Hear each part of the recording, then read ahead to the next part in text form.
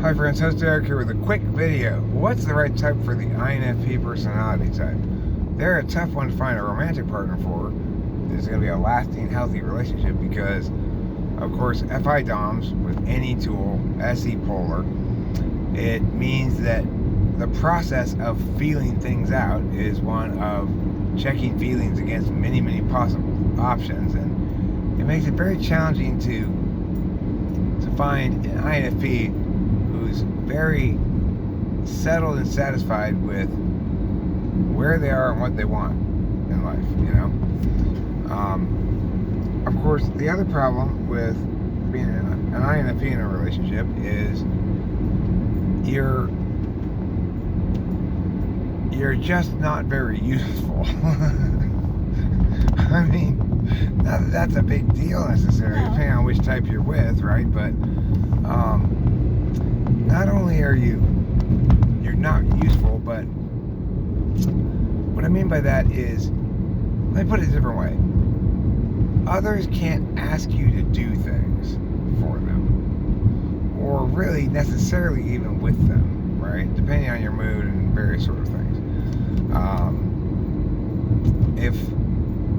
If I ask you to make a Subway sandwich for me, you'll probably be just like the INFP at the Subway yesterday, who anybody with any extrovert sensing would say, oh my God, what's wrong with that person? It's like, it was literally like he'd be putting olives on a sandwich with two hands, and he'd like bump his hands into each other because he's just so like SE polar. He was new, he had no idea. Yeah, he was new as well. When he went to open my bread to make it fold out, he looked at the bread and he took his gloved hands and he just stuck them into the bread, and smashed it out, and it's just like, oh goodness. So the thing is, of course, for most people, once they've settled into a way of being, in terms of like, okay, well, I've got my job, I do that for this many hours a week, and then I settle down for meh, and then when I do something different, I like to be meh. When people are in that stage of their life, and it doesn't last from, 35 till the end of your life or something. It doesn't work like that. That stage of your life really happens when you're raising a kid, and not everybody has kids, and not everybody raises kids, and even if you do have a kid and raise one, it's not a permanent situation. I mean, it's like, I have a kid, I raised her, but I'm no longer an active parent of a child because she's full grown, so I'm not in that phase of my life anymore. But when people are in that phase of their life where things are quite regimented because of their jobs and school and kids and soccer practice and all that kind of stuff, then I think the INFP is empowered to be happy and healthy in a relationship. In other words, if the family circumstances and basic work requirements and such keep the INFP doing enough that the total lack of doing when they're on their own time doesn't become a problem, well, in that case, I suspect they could probably have a good relationship with many different types, because if there's one thing an INFP is capable of, it's conveying without any words at all to the other party how much they want you.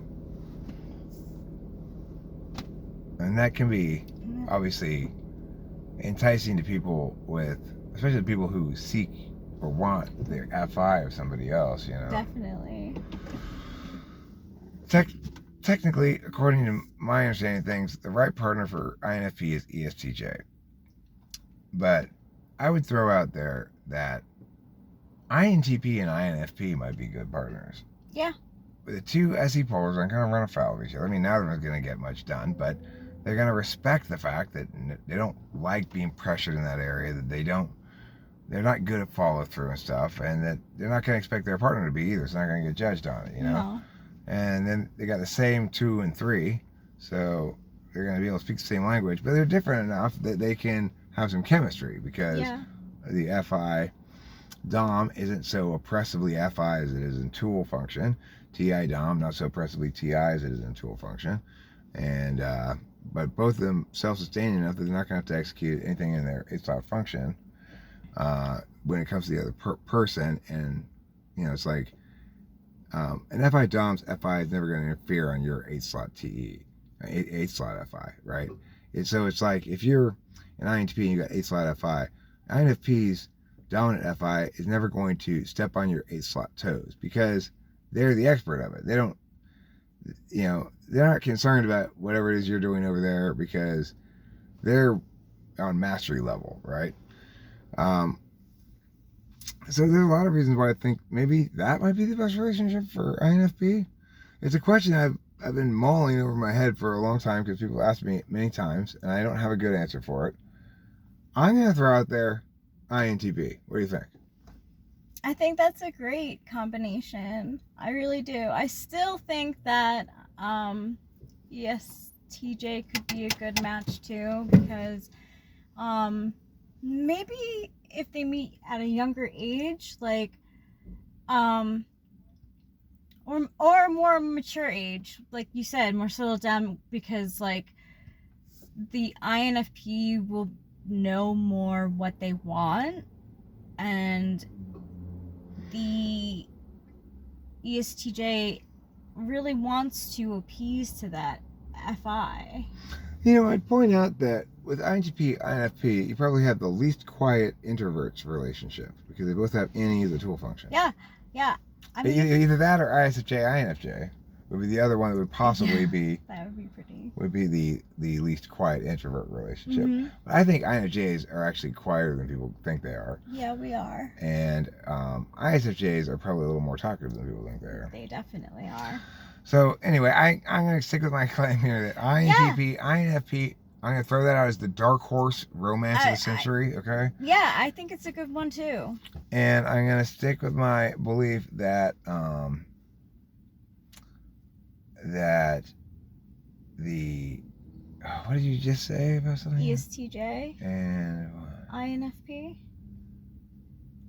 I'm going to stick with my belief that the least quiet introvert couple is INFP, INTP, because I think ISFJ will carry most of that conversation between INFJ and the ISFJ, whereas I think both parties, INTP, INFP, can contribute to that conversation with their tool functions, no problem.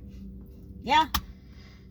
Thanks. Good explanation. And don't forget to eat plenty of cheese. She's right.